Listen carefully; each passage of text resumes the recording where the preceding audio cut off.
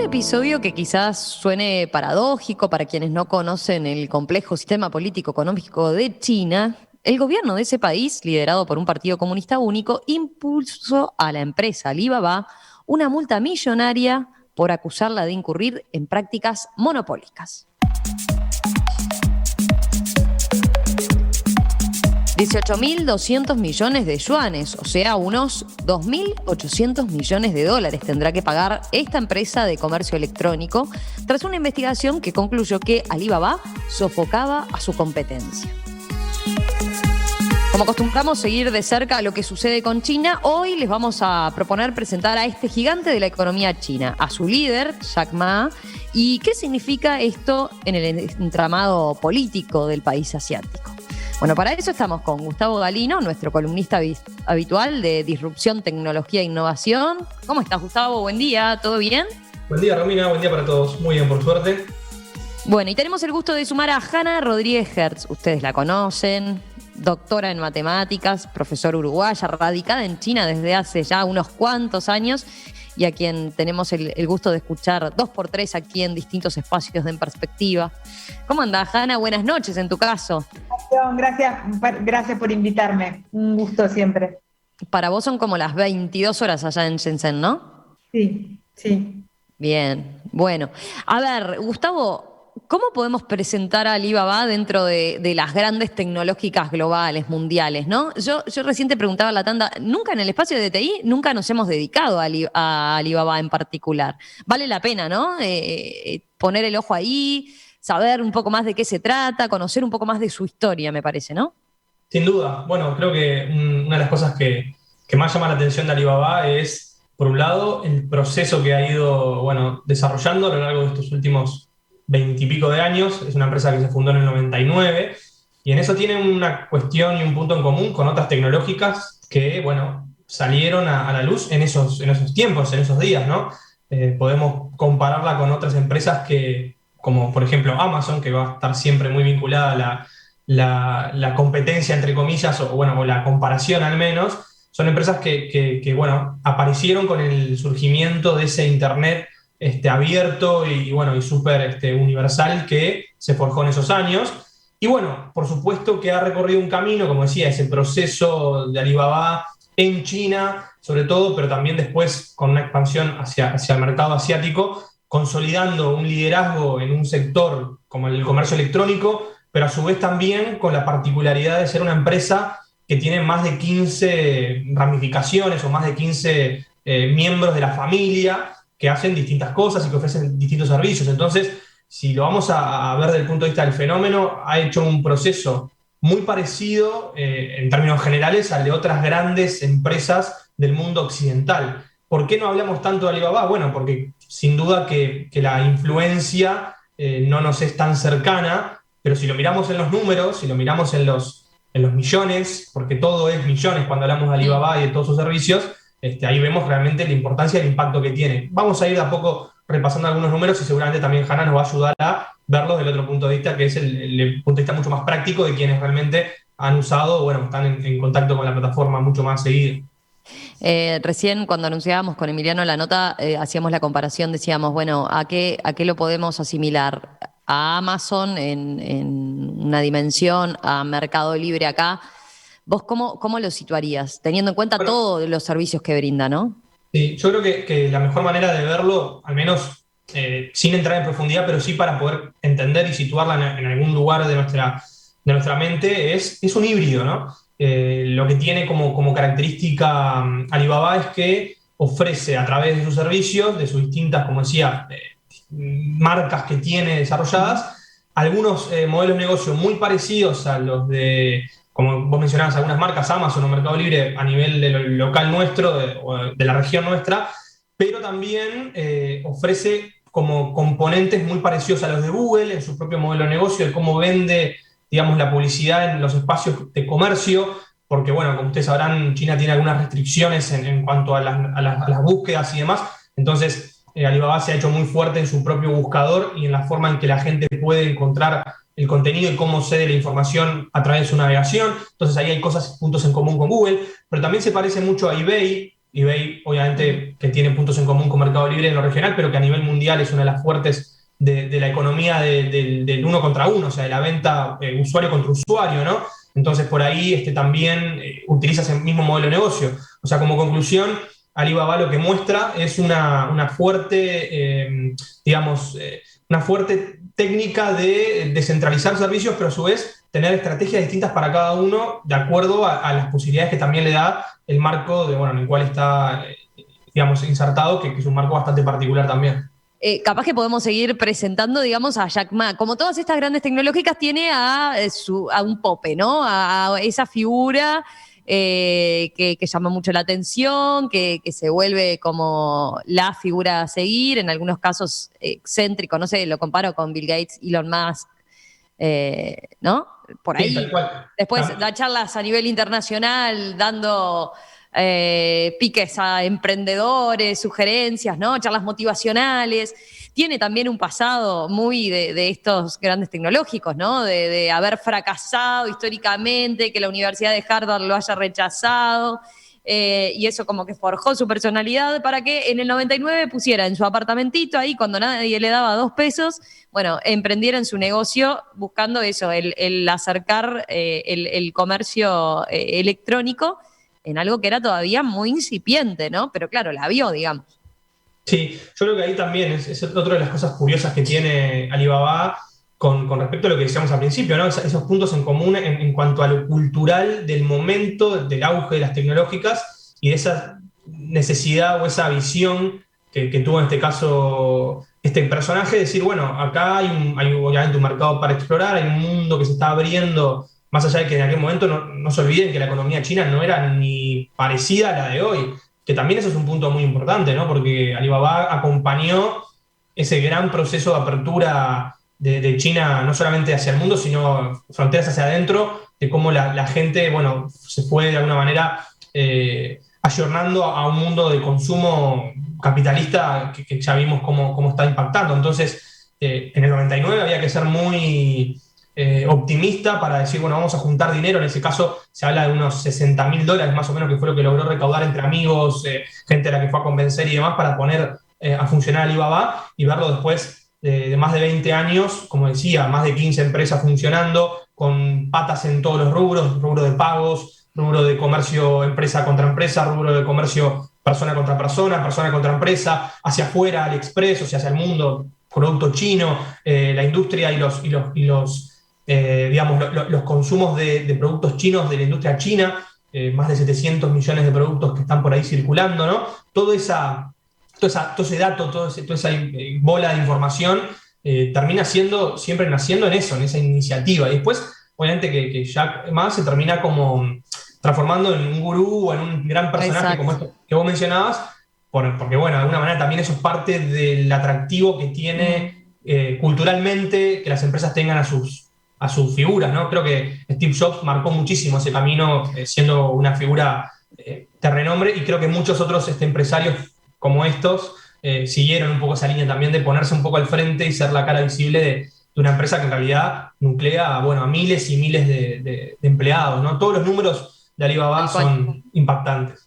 Sí, me ponía a pensar en eso, ¿no? Steve Jobs ni que hablar, pero digo, todos van por ese camino y claro, se convierten en eso. Después, grandes líderes empresariales motivacionales, veía sus participaciones en, no sé, en foros económicos a nivel mundial, bueno, él destacando grandes virtudes de su empresa, ¿no? Como por ejemplo el espíritu con el que forjó la empresa, cuáles son las características que hace que haya tenido el éxito que tiene, apostando a una integración, una participación casi 50-50 entre mujeres y hombres, en fin, cómo se toma la competencia. Hay un montón de elementos que lo hacen una figura muy interesante y que es el principal millonario, además, digámoslo, de China, ¿no? Ahí Gaby me apunta desde estudio que Hanna ya está. Hanna, ahora sí, volvemos a vos. Creo que ahora sí, por la otra vía te podemos escuchar bien. Ok, disculpen. No, Lo tranquila. que quería, estaba de acuerdo con Gustavo que es un híbrido y no es comparable con ninguna plataforma occidental. En la parte de e-commerce es parecido a eBay, no tanto a Amazon. Amazon es más parecido a Jingdong, que es otra plataforma más cheta, digamos. eBay es más, tiene menos garantías, es más cosa rápida, sin mucha garantía. Una característica de Alibaba es que todo es muy rápido, todo es muy barato, todo es muy al alcance y todo es muy crédito a sola firma, no sé cómo explicarlo. Y esa es su principal característica y es lo que justifica la inmensa penetración en el mercado. No es comparable a otras plataformas. Y lo otro es que es dinero. O sea, aquí en China, para que se den una idea, yo hace un año que no toco un billete. En Shenzhen se usa más WeChat, en el norte se usa más Alipay, pero ninguno acá en China toca un billete nunca. O sea, no sé, un porcentaje enorme del dinero que se maneja en China se maneja a través de la plataforma de Alibaba. Es todo, es una empresa muy, muy poderosa. Claro, es interesante eso que dice Hanna para juntarnos el volumen que maneja en la economía china ese canal, ¿no? Teniendo en cuenta eso, que no se maneja prácticamente el dinero físico, ¿no? Y a eso hay que agregarle que hace un año, hace un poco más, Alibaba sacó 2 líneas de microcréditos, Huabei y Jiebei. Una es de crédito de consumo y otra es una línea que te prestaba hasta $42.000 a sola firma. Y eso tuvo una penetración inmensa entre público de los veinteañeros que tienen cero control sobre sus gastos y quieren gastar ya. Y por supuesto que muchos eran incobrables. ¿Y cómo lo solventó esto? Bicicleteando, básicamente. Bicicleteando y con un gran respaldo del Estado. O sea, hay una parte que no se cuenta. La gente cree que el enfrentamiento del gobierno con Jack Ma es porque Jack Ma dijo algunas cosas críticas del gobierno. Es mucho más profundo que eso. Es porque Jack Ma empezó a tener un poder bastante grande que al punto de hacerle sombra al poder estatal y además que empezó a hacer una bicicleta tipo Lehman Brothers que eventualmente, si no se le ponía un límite, le iba a tener que solventar el Estado. Entonces, hay una cosa mucho más de fondo que lo que se ve en Occidente. Me parece bien interesante eso que está contando Hanna porque nos da una dimensión. Ahora profundizamos en todo caso en eso, ¿no? La explicación acá un poco que se ha dado en Occidente que tenemos es eso. Jack Ma en un foro hace un año aproximadamente, hizo una crítica muy fuerte, muy contundente al sistema bancario tradicional.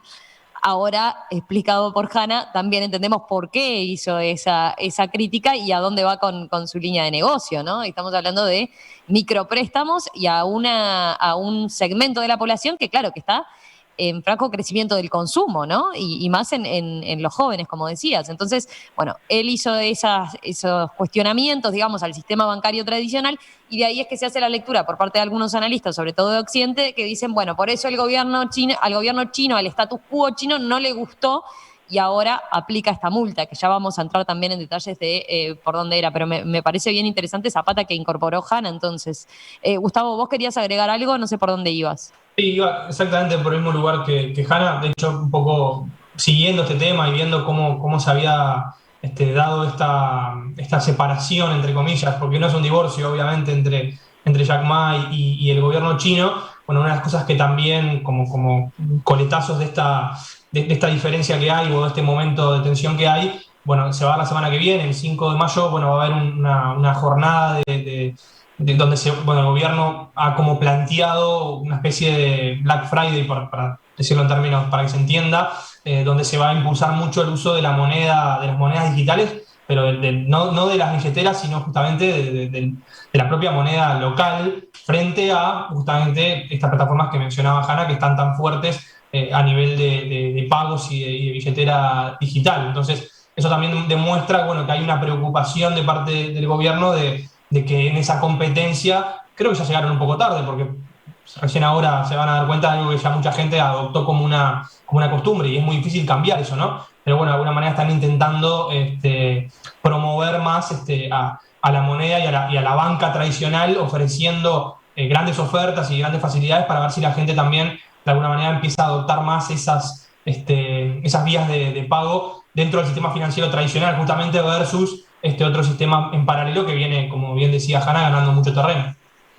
Así que, y eso decís, lo del Black Friday es para los próximos días. Sí, en realidad no es un Black Friday, lo puse como una comparación sí, para comparar. muy burda. Es un día donde obviamente se ofrecen un montón de descuentos, ofertas, promociones. Exacto, y promoción en el uso de esos tipos de pagos digitales vinculados a la moneda china, moneda local, y quedan fuera de esa movida, de esa justamente iniciativa, tanto la AliExpress como los sistemas de pago WeChat. O sea que ahí los dos grandes jugadores que pueden estar influyendo en ese sistema son dejados de lado a ver si se puede potenciar lo otro. Cosas que ayudan a entender en cuáles son las jugadas o qué cosas se están viendo, ¿no? Después habrá que ver realmente si esta movida es efectiva o no, pero bueno, supone que es el 5 de mayo, yo lo leí hace un par de días que estaban anunciando esta iniciativa. A ver, Hanna, ¿vos estabas al tanto? ¿Ha pegado esa movida? En China la fecha más importante es el 11 de noviembre, que la inventó el Día de los Solteros, ¿no? El Día de los Solteros, que vende más que el Black Friday y el Cyber Monday combinados. Se convirtió en una super fecha. Tienen otras fechas alternativas, pero como que el 11 de noviembre es la super fecha. Una cosa que yo quería agregar es que estas líneas de microcrédito que lanzaron tanto Alipay como Tencent, dejaron a los bancos sin liquidez. Por eso, tienen el peso que tienen. Estamos hablando en China grandes números son muy grandes. Entonces, China, que es un país muy estatista y que tiene un sistema bancario que depende mucho del Estado, no puede permitir que un privado se convierta en algo más fuerte que el Estado o que le haga una competencia seria al Estado.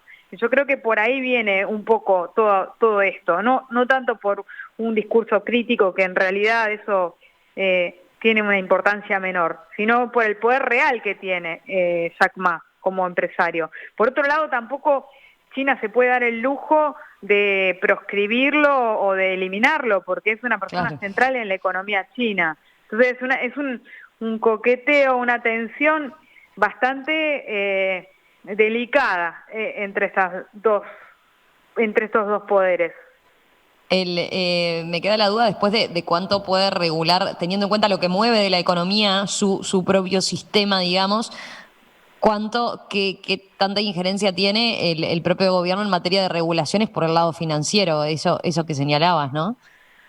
Tiene, porque la empresa de Jack Ma tiene el Ant Financial Group, que es la parte de los microcréditos, y la parte propiamente del Alipay, que los tiene separados. Una de ellas la regula el Banco del Pueblo de China, la Bolsa de Valores de China y dos instituciones más. Son 4 instituciones oficiales que la regulan, y la otra lo regulan otras 2 instituciones. Y como estaban divorciados, él se aprovechó de esto para bicicletear entre sus dos patas, digamos. Y en un momento China juntó y los puso a todos bajo una misma ala, y eso le puso presión, digamos. Por ejemplo, impidió que se apalanque más de 5 veces. Esa restricción no existía antes. Y eso, por supuesto, él lo vio como una amenaza, y es lo que hizo que él dijera ese discurso tan combativo. Pero ese discurso tan combativo no es una cosa revolucionaria, es que le tocaron el bolsillo. O sea, todo es, tiene razón. La relación, por lo que decís, es bien, ahí está, entre los dos, o sea, es saben los dos que tanto, digo, él por el peso que ha adquirido la economía como el gobierno chino, o sea, es una relación de tirantes, pero se necesitan son funcionales a los intereses de los dos, ¿no? Se necesitan mutuamente y ninguno de los dos puede prescindir del otro, o sea que saben que ninguno puede tirar demasiado de la piola. Estaba mirando, a ver, algunas preguntas de los oyentes. A ver. Hay quien pregunta, Nando pregunta, ¿Alibaba es lo mismo que AliExpress? No, bueno, en realidad sí, Alibaba es la empresa madre y AliExpress es una de las empresas. De estas empresas más chicas. Porque AliExpress capaz que para los consumidores acá es más familiar, ¿no? Capaz que hay oyentes que han hecho compras por AliExpress. Sí, es la pata de Alibaba que llega al resto del mundo, ¿no? O sea, uno puede comprar directamente de acá, de Uruguay o de cualquier otra parte, productos que están dentro de la selección. No sé si ahí Hanna nos puede dar algún dato más, pero más o menos va por ahí. AliExpress funciona más para el exterior. Bien, estaba mirando, hay oyentes que nos mandan una crónica que salió, una noticia en realidad que se difundió mucho, que es después del discurso al que hacemos referencia, donde él critica a la banca tradicional. Bueno, se habló de que él desapareció o tuvo un perfil absolutamente bajo durante 3 meses, ¿no? Se hablaba de que estaba desaparecido, se generó todo tipo de especulaciones al respecto. ¿Cómo se vivió allá, Hanna? Mirá, ¿sabés en qué resultó su desaparición? Hola. Sí, en esos 3 meses él desapareció, se especuló de que lo había desaparecido el Estado. La cuestión es que él apareció después de 3 meses y después, el día que apareció, ganó $6.000 millones. Solo por reaparecer. Solo por reaparecer. Fue de vacaciones y volvió y tenía en la cuenta 6.000 millones. Un fenómeno. Supongo que tiene que ver con cotizaciones en bolsa y demás especulaciones financieras, ¿no? Yo no creo que le haya pasado nada porque es demasiado importante. O sea, a otras personas tal vez le puedan hacer cosas, pero no a Jack Ma, es mi opinión. Pero creo que es un tipo demasiado importante en la economía china como para que le pase algo. Claro. Hablemos un poco más de la multa en sí, ¿no? Hablamos, sí, acá son cifras millonarias. En realidad, la investigación del gobierno chino, bueno, se argumentaba por el lado de que Alibaba estaba impidiendo que los comerciantes vendieran sus productos en otras plataformas también, ¿no? Ese era uno de los aspectos que se quería comprobar y que el regulador chino termina marcando, ¿no? En su informe. Las prácticas que utilizaban, indica el regulador chino que Alibaba con sus prácticas utilizaba los datos y algoritmos para fortalecer su posición en el mercado. ¿Qué podemos decir de esta multa en general y cómo hay que leerla también en lo que es el contexto de la reciente, el incremento, digamos, que hay en presiones y en poner los ojos en las grandes tecnológicas por el volumen, como vemos ahora en el caso de Jack Ma, de dinero que está moviendo por el poder que están adquiriendo estas grandes tecnológicas, también acá en Occidente, ¿no? Podemos decir, Gustavo, no es nuevo. A ver, la Unión Europea le impuso una multa millonaria a Google hace un tiempo también por una cuestión similar, ¿no?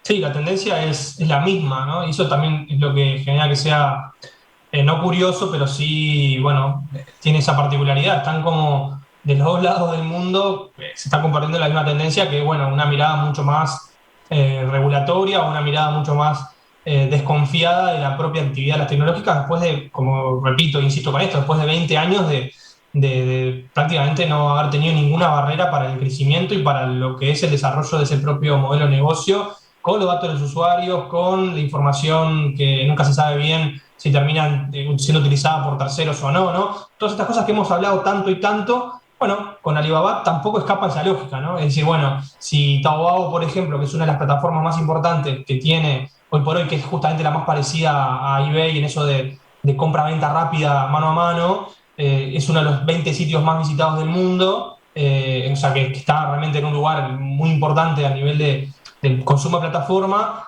Bueno, ¿qué hay atrás de eso, no? ¿Qué es lo que alimenta esa plataforma y qué es lo que hace con respecto a otras que pueden intentar crecer y cómo las van aplacando o las van pisoteando, si no es que las compran o si no es que realmente las dejan afuera de la jugada? En el caso de que Hanna también nos podrá dar algún dato más, sobre todo de la práctica, sabiendo que en China hay ciertas restricciones sobre la navegación, sobre el uso mismo de Internet en sí, bueno, que estos sitios tengan tanta preponderancia también habla de, bueno, de todo lo que pueden hacer, ¿no? De todo lo que pueden empujar, no solamente el consumo, sino la influencia de los usuarios.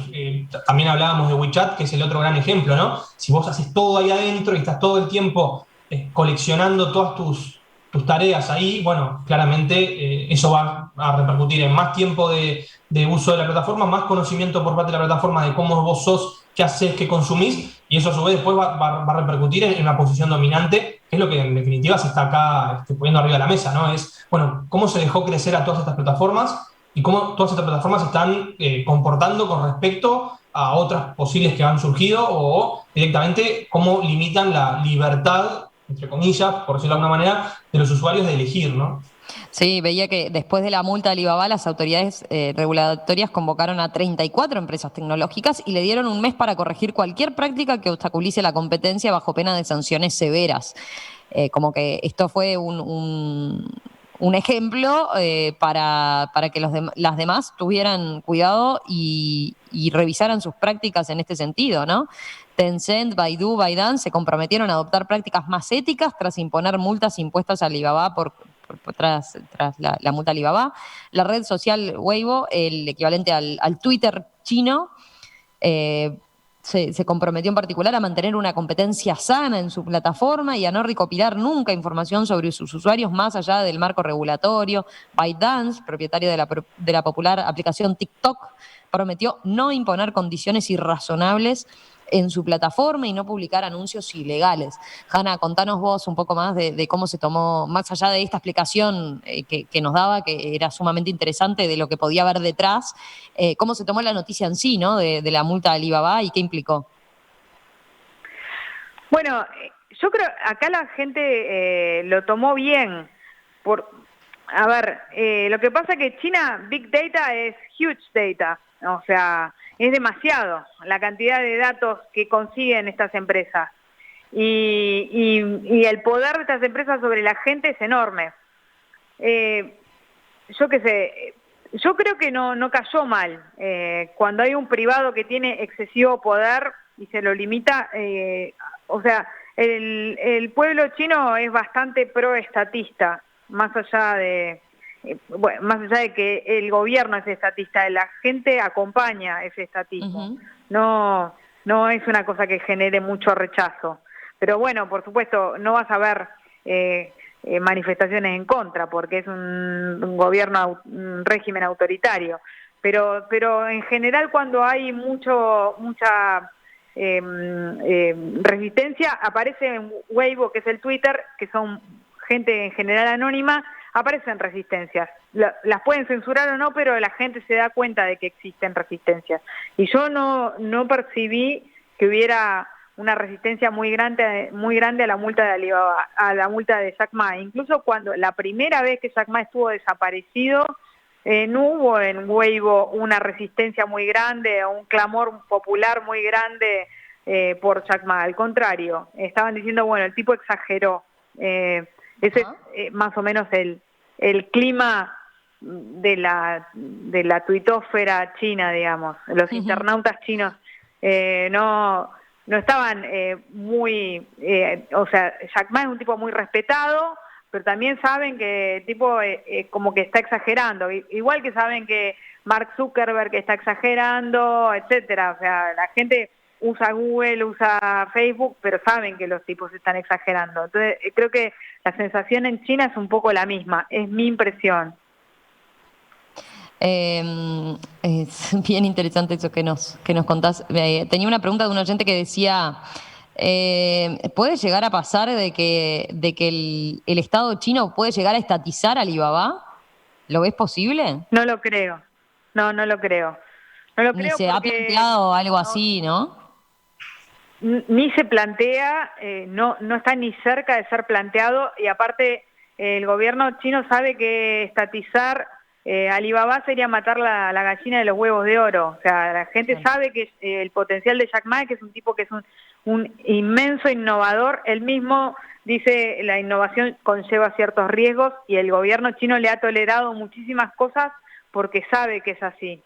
Y acá, o sea, Shenzhen, por ejemplo, que es incubadora de muchísimos de los unicornios mundiales, saben que tienen que darle carta blanca a la innovación y tienen que tolerar muchísimas cosas y o sea, en China hay una fantasía de que China es completamente estatista, pero China en algunas cosas es más capitalista que los países capitalistas. O sea, esas cosas las sabe cuidar porque forma parte del secreto de la pujanza de China. No creo que lo hagan. Gustavo, no sé si te queda algo más para comentar a vos. Una cosa que no mencionamos es la diferencia en la reacción, capaz, ¿no? De lo que es de lo que ha sido cuando a Google, cuando a Facebook lo han puesto como en el banquillo de los acusados y les han aplicado multas y demás. Bueno, en general estas empresas de Occidente tienden a ir por la vía legal, ¿no? Apelar y demás, manifestar más resistencia. Acá Alibaba acató, ¿no? Sí, bueno, al menos desde el punto de vista de la comunicación no se notó ninguna resistencia inmediata. También está bueno ver de cuánto hablamos, ¿no? Esa multa de 2.000 y pico millones de dólares, cuánto representa en términos de facturación. Ya hablamos de que Jack Ma tiene un patrimonio que supera, según dicen, más de 25.000 millones de dólares, solamente su patrimonio, y de la empresa ya muchísimo más. Digamos, el porcentaje de ese dato frente a la facturación de cualquiera de los años de Alibaba probablemente sea un porcentaje muy bajo, menos del 5%, decían por ahí, lo que leía los otros días. Entonces, en sí tampoco es que les haya dolido tanto, y aún si les dolió, yo creo que, como decía Hanna, hay una cuestión estratégica de conveniencia y de vinculación y de dar señales también que quizás hasta puede ser buena para la opinión pública. O sea, la empresa puede quedar bien pagando una multa y reconociendo quizás algún error, por decir algo. Eso también puede ser una buena cosa para continuar con sus operaciones de acá en adelante, como que puede limpiar un poco de culpas. Borrón y cuenta nueva, hace 20 años que estamos operando con los datos de la gente, ¿qué me va a hacer ahora que me multen? No sé, yo hago esa lectura desde acá, pero seguramente Hanna tenga una lectura muchísimo más precisa de ese mismo tema.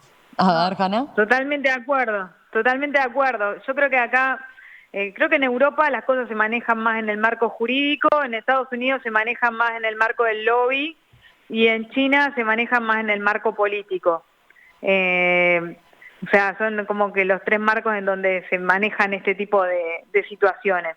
Y bueno, Jack Ma se afilió al Partido Comunista hace 1 o 2 años, cuando vio que podía llegar a tener demasiadas fricciones, y creo que todo esto se va a manejar dentro del marco político. Es muy delicado, es un tema de balance político y también del favor público, porque la gente pesa, la gente pesa. China no es una democracia como la concibe Occidente, pero el gobierno chino funciona como el rey del Principito: te ordeno que bosteces y no bosteces. O sea, si se pone demasiado tensa, el riesgo de que la gente se subleve puede ser inmanejable. Entonces, tampoco es que ignore lo que la gente piensa. Es un equilibrio político delicado.